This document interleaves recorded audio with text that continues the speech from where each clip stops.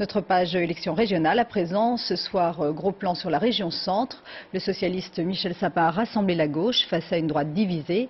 L'actuel président de la région se présente donc avec un avantage certain.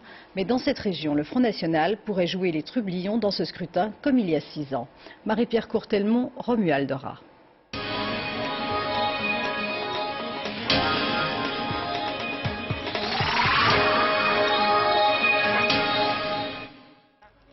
La scène se passe sur le marché de Mer, petite commune de Sologne. Bonjour monsieur. Bonjour monsieur. Serge Vincent, je suis candidat régional.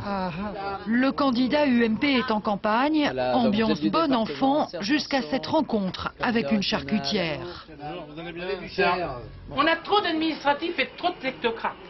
Vous seriez tenté de voter Front National? C'est pas impossible.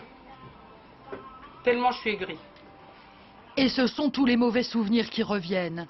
Ceux de 1998, quand pendant une semaine, l'ancien chef de file de la droite avait tenté d'obtenir la présidence de la région grâce aux voix du Front National. Devant le tollé général, il avait dû céder la place à la gauche. L'affaire a laissé des traces. Aujourd'hui, le nouveau candidat de la majorité répète donc à l'envi. C'est quelque chose qui ne se reproduira pas parce que nous avons changé la loi électorale pour éviter que ça ne se reproduise. Pas d'alliance possible, le Front National se bat donc pour arriver devant les partis de droite dès le premier tour.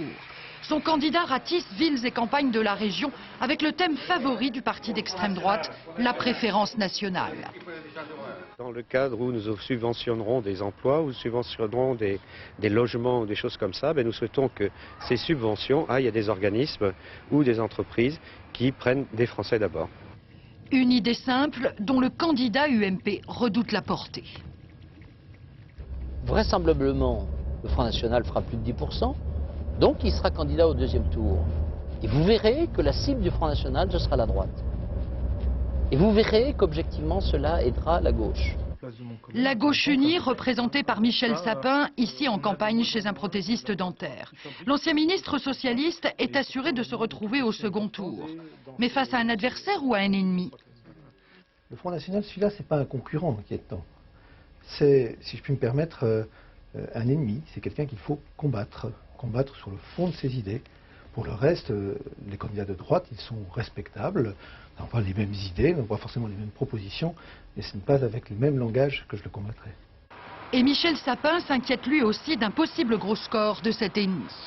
Et tout ce qui est problèmes sociaux, j'en prends plein la figure, c'est encore les petits qui en prennent, ça, si on n'y prend pas garde, nous, ça peut s'exprimer du côté du Front National. Donc je ne vois dans l'action du gouvernement que des raisons de renforcer le vote du Front National. Le Front National, il vit sa vie, et moi je vis la mienne. La candidate UDF n'aura pas un mot de plus sur le Front National. Mais elle le combat à sa façon. Pour elle, le meilleur allié des extrémistes, c'est l'abstention. Comme la région prend de plus en plus d'importance, il est important que les gens votent. Et au fond, qu'ils aient une région qu'ils aient vraiment choisie. Parce que quand il n'y a pas de participation, bonjour Quand il n'y a pas de participation, après les gens ont parfois des majorités qui ne leur correspondent pas.